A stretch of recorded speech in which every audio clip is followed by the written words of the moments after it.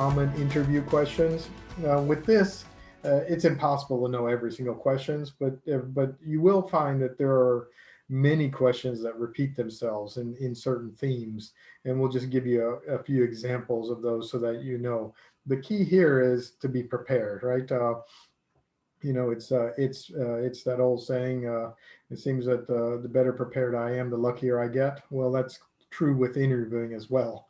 Um, so one of the important things is to review the spec and the specification, job descriptions. People use different words for it. Really read it, know what they're seeking, because as you read it, you'll find that most companies at least try to put some effort into defining what it is. And that really will give you, in many cases, a good chunk of what they're looking for. In addition to that, research the industry at the top level, research the company and their competitors, research the people that you'll be discussing with. And now with the internet, it's not so difficult to at least get basic information about all of those, and you'll find that it'll help you understand the interview questions better. It'll set context. So some common types of interview questions that you may think about. One is tell me about yourself, and really what they're trying to do is understand who you are. But think about the question behind the question.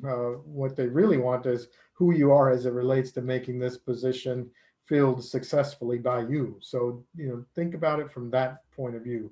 Not only what makes you unique, but what makes you unique and valuable in this context for this role. Um, Another line is around potential. You'll find people ask about runway. Where do you see yourself in 5 years?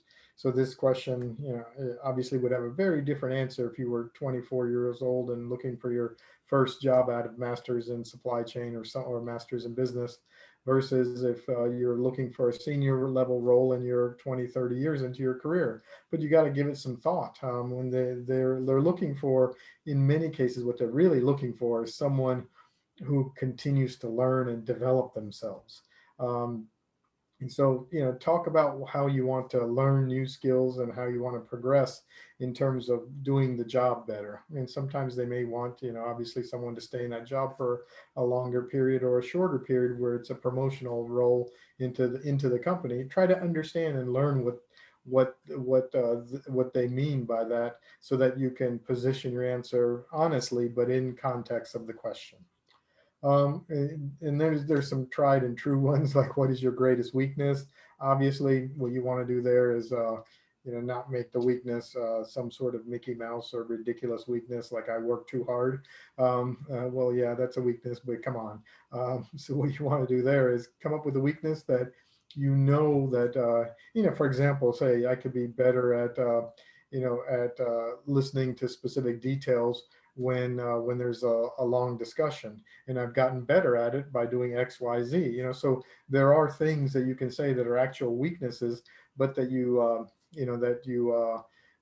working on. So try to make your weaknesses, but put them in a framework where it shows that you're self-aware. The weakness is not so bad that you fall down, and that you're continuing to better yourself. And sometimes it's good to have two of those locked away in the back of your mind in case they ask for a second example. One important one that I want to make sure we note is why did you leave your last job? So try to position it generally as positively as you can. People don't want negative conversation about your previous employer or past experience. So, unless it's something that's truly egregious like Enron or something, you probably don't want to say anything.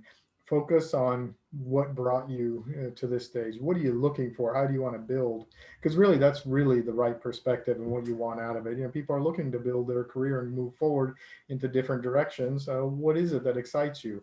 But keep the answer short and sweet. And in the event you were terminated, it is good to be upfront and honest about it, but keep it very short and sweet. There's no sense belaboring it, and keep it in a positive mindset.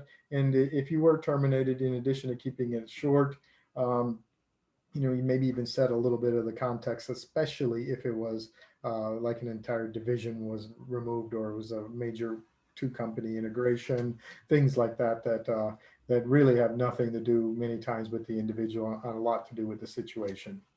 And then finally, we just give you a quick second on, I'd like to give you a quick second on why we should hire you. That's a common question. And really, what they're looking for is the subconscious of the interviewer is typically looking for, what can you do for us once you're in? How are you going to solve? Do you understand the issue that we're trying to solve or the business challenges, and how can you fit into our culture and make a difference?